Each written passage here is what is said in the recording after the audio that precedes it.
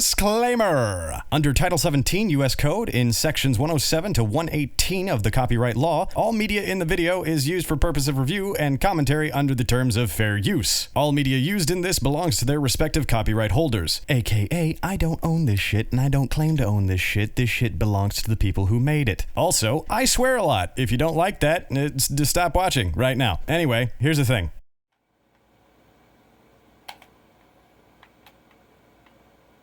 Oh. What?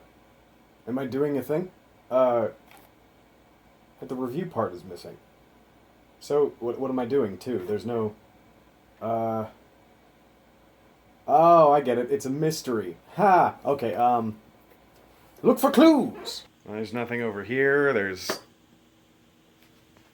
nothing else over... What am I supposed to be doing? Like...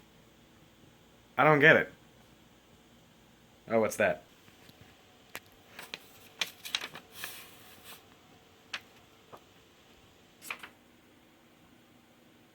Oh. Mystery solved, I guess. Hey everybody, it's BaronJ, and I love a good mystery. I think everyone does on a certain level. The show I'm talking about today, Ranpo Kitan, Game of Laplace, treats the concept of a mystery like a question, in the way that sometimes it's way more interesting to reveal the answer. It's part of that itch to know the answers to things, such as, where is Jimmy Hoffa? What really lies in Area 51? What are the Nazca lines really for? We know how and why, but, really, where did Stella's groove go? Whose idea was it to bring back Crystal Pepsi? Why do we have two Genjis on defense?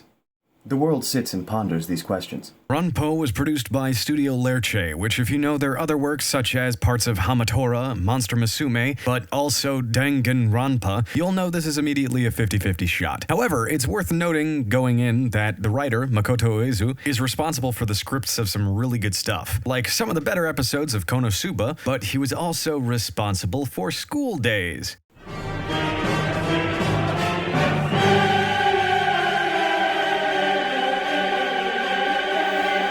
But most notably and surprisingly, he wrote and adapted the scripts for most of Katanagatari, which kind of makes up for most of that, a lot. It's not a fully original work, however. Ranpo Kitan is based heavily on the works of Edogawa Ranpo, a very famous Japanese author, and commemorates the 50th anniversary of his death. So, getting down to it, Ranpo starts with Kobayashi. It's a girl? No. It's a boy? Burl? Goy? Oh, it's a boy. Okay. Cool. Fine. Okay. Fine. Cool. Whatever. Who wakes up in a classroom with the homeroom teacher in the middle of an anatomy lesson, so to speak. Any detective would look at this and say... Okay, so what you're saying is you woke up in the classroom with the murder weapon not just next to you, but in your hands, and then, immediately looked across and saw what can only be described as some sort of IKEA yoga nightmare. And, you didn't do it? Okay, I'm not even taking notes. I'm actually just doodling in here. You're done. Let's go. Come on. To jail with you. Now, obviously, Kobayashi is called in for questioning and is introduced to Akechi, a boy genius detective who regularly abuses caffeine and aspirin. Though his rich, obsessive friend Hashiba protests, Kobayashi pursues Akechi to unravel the mystery, eventually becoming something of his partner.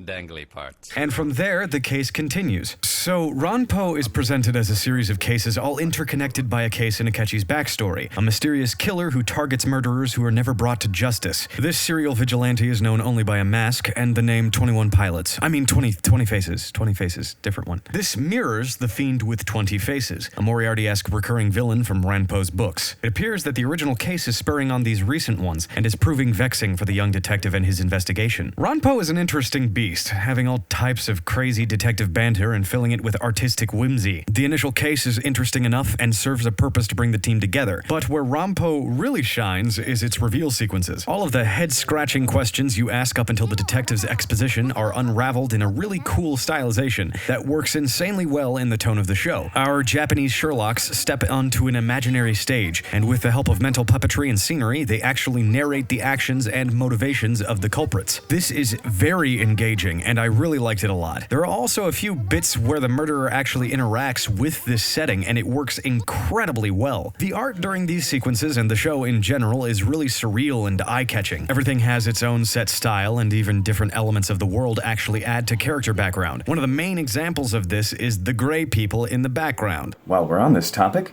anime studios. Why is it always gray people in your backgrounds? Is there something wrong with being gray? While this is typically used as a way to save on animation, its dual purpose in Ranpo Kitan is to actually show Kobayashi's disconnect with the normal world, as he is obsessed only with what he thinks looks fun and interesting, by his own definition. The detectives coming out of focus accentuate and execute this brilliantly. Now, the story is paced well enough, although it is worth saying that some of the cases seem to drag on a bit. After you get the show's style, though, it all flows rather nicely. The characters all really have their moments to shine. Even the culprits have their 15 seconds of fame before they're killed or sent away in cuffs. Nobody ever seems truly one-dimensional, and a certain backstory in particular will really make you feel very strongly. Overall, I really enjoyed this show. Its stylization, its unique sense of space and mystery, characters, and plot all sit really nicely in its 11-episode length and put a great spin on the original work. It sets an incredibly interesting stage, so you should really stay and see how it all plays out. This is the end of the video. Here's the subscribe button. Here is the Twitter and the Twitch channel and the Facebook if you care. Over in the corner, there's going to be a thing for shirts. I'm going to be making some new ones soon, so look forward to that. And over on the right, I have a link to a video of me talking about my audiobook, and you can check that out if you so desire. If you have a suggestion for a show for me to watch, let me know in the comments. Sorry for the delay on this one, guys. I had to wait on confirmation from a couple things, and finally they came through, so here I am. As always, thanks guys. Bye-bye.